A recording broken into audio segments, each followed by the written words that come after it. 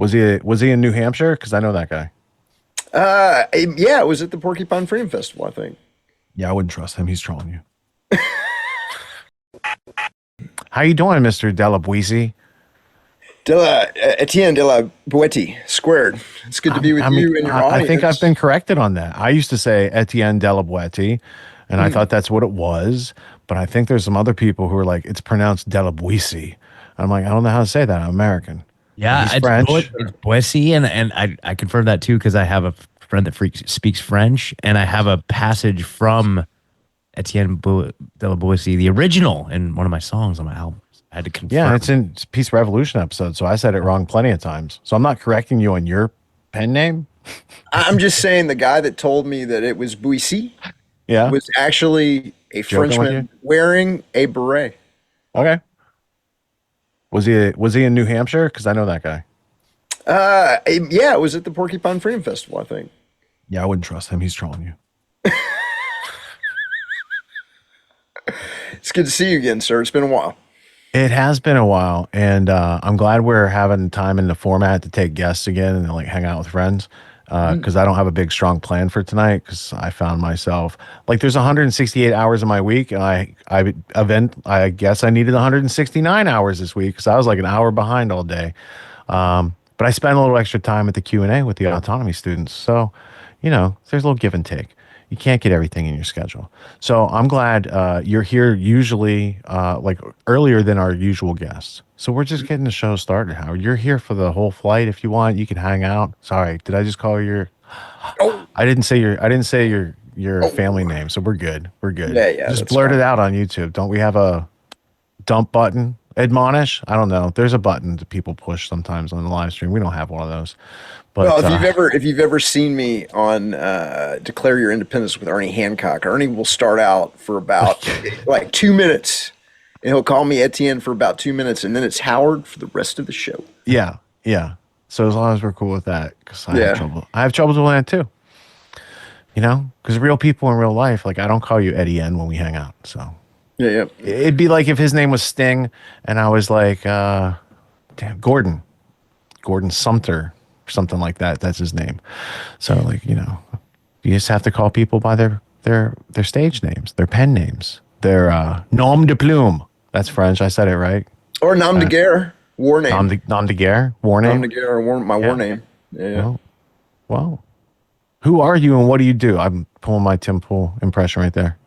I don't have a beanie, but I'm not qualified for the beanie. So I'm Etienne de la Boissy squared. I'm the author of the book Government, the Biggest Scam in History, where I make the case that government was never intended to protect life, liberty, and property, but it's kind of best thought of as a technique for robbing and controlling populations.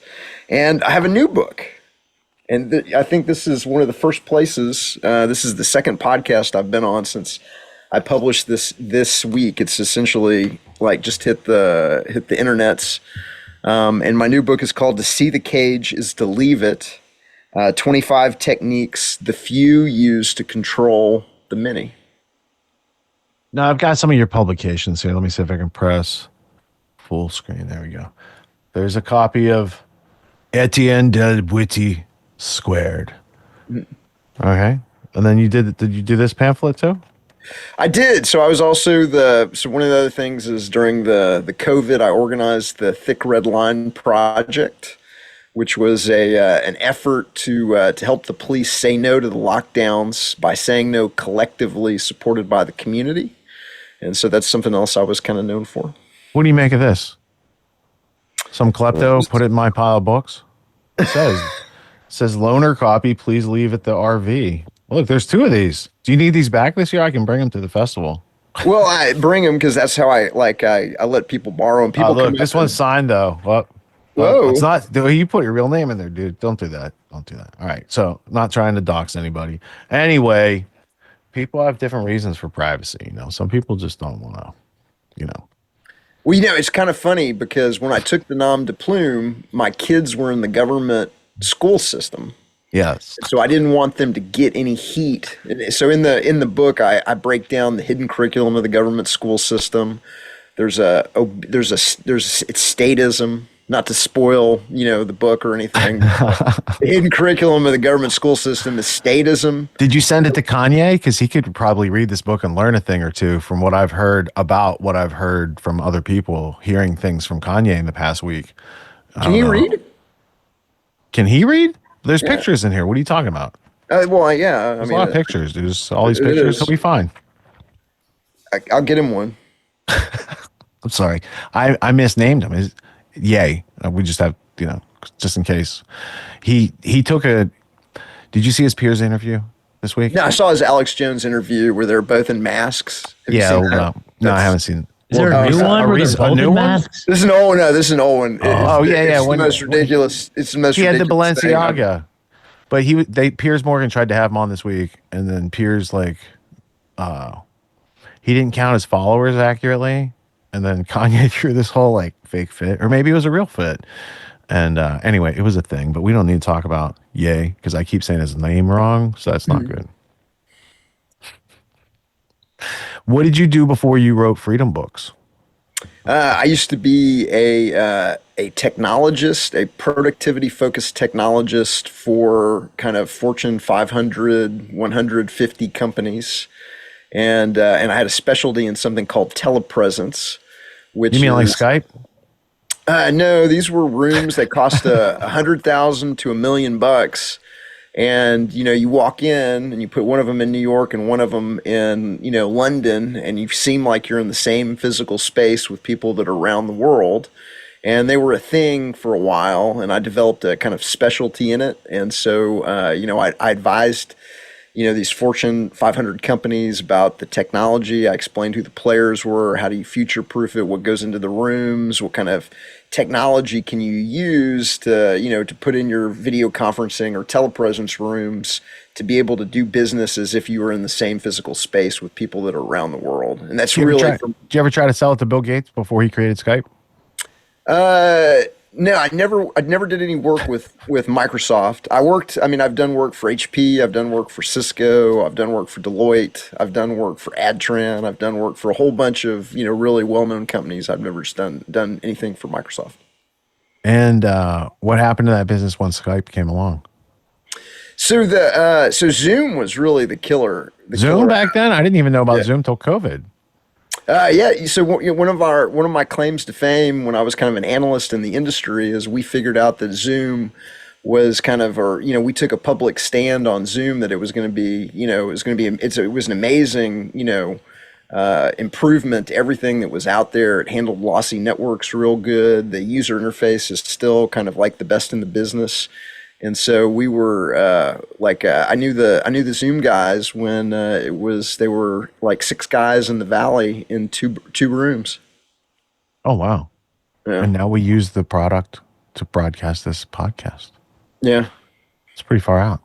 All right, so I didn't know that. I just learned something. That's part of what I do on this show is learn stuff. The new book. What does it do that the old book didn't do? Was there a problem with the old book? The old book had a blind spot? Oh, what's going on? The old book's been killing it. And so, that's the best-selling book at around 24 Liberty conferences and events. It's a great coffee table book for sure. It starts conversations. People pick it up. They start looking at it, and they're like, what the heck is this? And so the new book is somewhat similar, but what I do in the new book is and I know your audience is going to find this hard to believe, but the government and the media are running a number of what I would call unethically manipulative techniques on the population. No way, dude. Get them to accept government as a religion. And I've talked about this before. I know I'm shocked. Come on, man. I was shocked too. But what I do in the new book is I break down 25, and it's really 26 techniques because I threw in an extra one in like the last technique. But I break down these 26 techniques that a lot of people don't realize that are going on. Everything from, the government's been caught putting subliminal messages in television programming. They've been caught giving kids ice cream for saying the Pledge of Allegiance. They do things like take the American flag. And they were giving out cheeseburgers to take a gene therapy back in a couple of years ago. In New York City, right? It's crazy. Donuts, the whole thing. Cannabis, joints. Strip clubs, they gave it all out. Just take it, take it, Yeah. take it. Soundboard.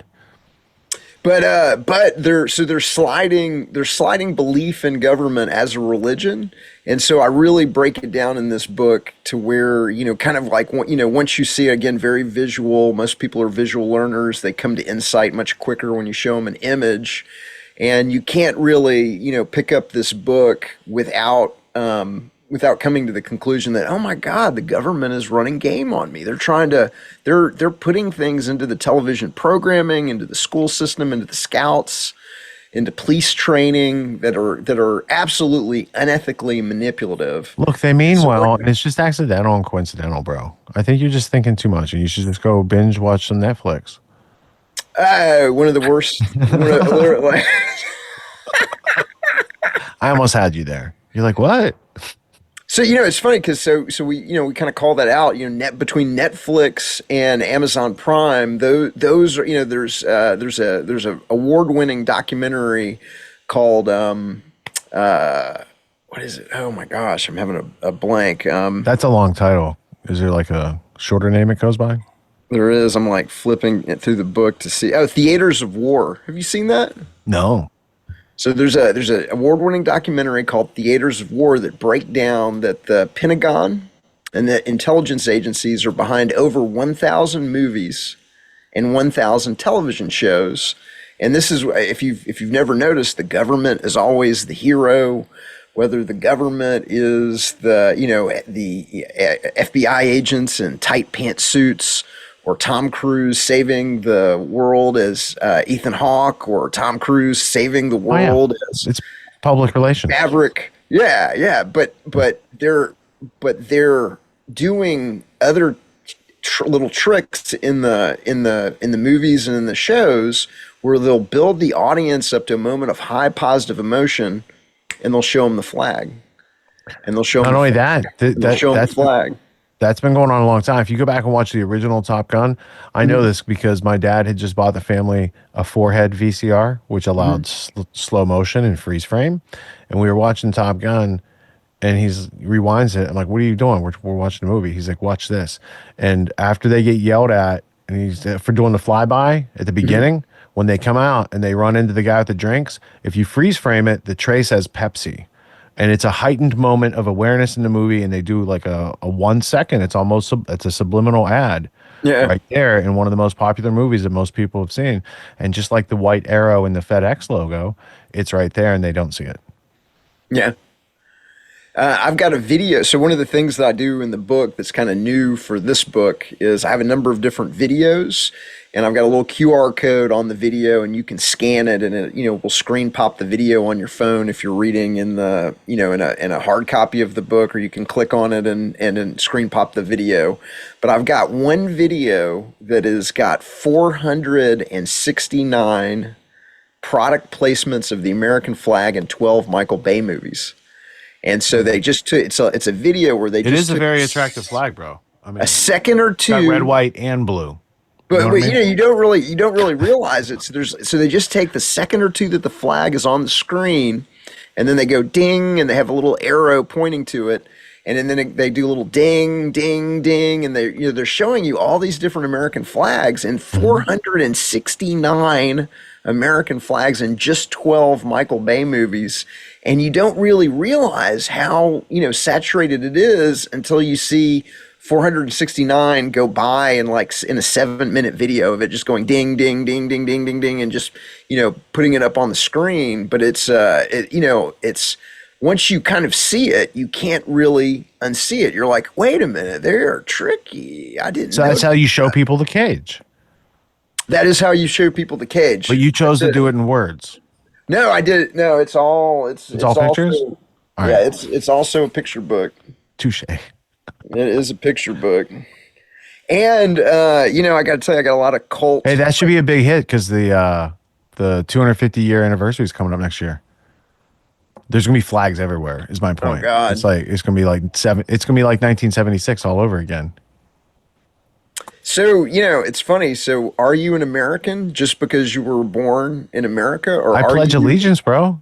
are, Every morning, really? I got my own flag. I pledge allegiance because that's what I was trained in kindergarten. This is what we do in the I'm morning. a free and independent human being that's just got stuck in one of these tax farms. I woke up on this tax farm. It was the weirdest thing. Twice a year, I teach a course called Autonomy. It's a 12-week course. It teaches leadership, entrepreneur skills, executive skills, all these types of things that I saw were taken out of our education system in order to make the schooling or indoctrination system that we've all probably went through. And it has served us well enough to be interchangeable cogs in the machine of the globalists. But if we want a homestead, if we want write our own ticket, work from home job, work from anywhere type of situation, they're not exactly handing those out at the end of college. They give you a piece of paper and they're like, good luck. So reality is dropping us off here, but the demands of reality are up here. So I created Autonomy to help people close that gap for themselves so they can level up their skills to the demands of the situations that life is putting in front of us presently. Life's demands of intellect and understanding precision and complexity are ever increasing. The schooling didn't prepare us for it. The media is not going to do anything but reinforce what schooling prepared us for. And so we're going to have to take a leadership position and take steps off the beaten path to kind of blaze our own trail in life.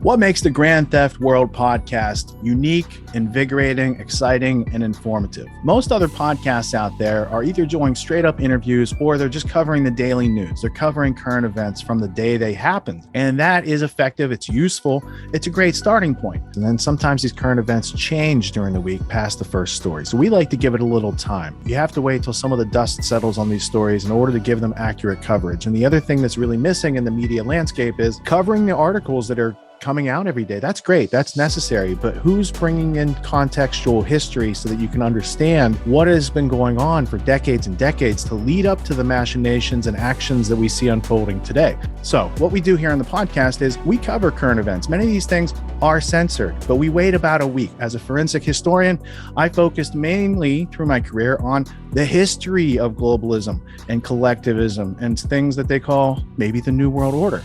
There's a lot of facts to these sort of circumstances, groups, events, activities, working groups that they've had over time. So for Grand Theft World listeners, we not only break down the current events, most of which that are censored during the week, we provide you with contextual history, we give you the source notes, the references, we do deep dives, and this really empowers you with an understanding of context and history so that you can make more informed decisions in your life. There's also a community, a membership where you guys can actually ask questions and we can get into the show and we can share evidence.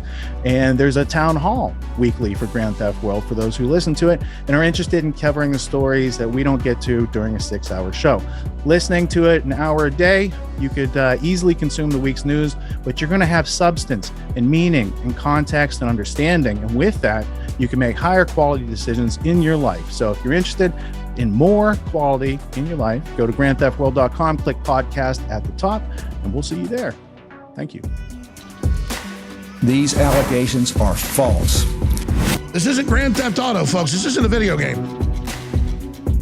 What are the most surprising things that you discovered once you started pulling on that thread? Who he was connected to, what institutions he was influential over, what events he participated in? Come on, man. What are we talking about? Come on, man. No. You don't have to think about it, dude. I got this quote because you said you didn't know much about Klaus Schwab. I made it my job to, as soon as this happened, I'm like, okay, this guy's their front man. Let me learn about the official history of the World Economic Forum. I got their 40-year history. I got every book that Klaus Schwab has written or ghostwritten. I went through those books. This is one of the most interesting passages. Come on, man. Come on.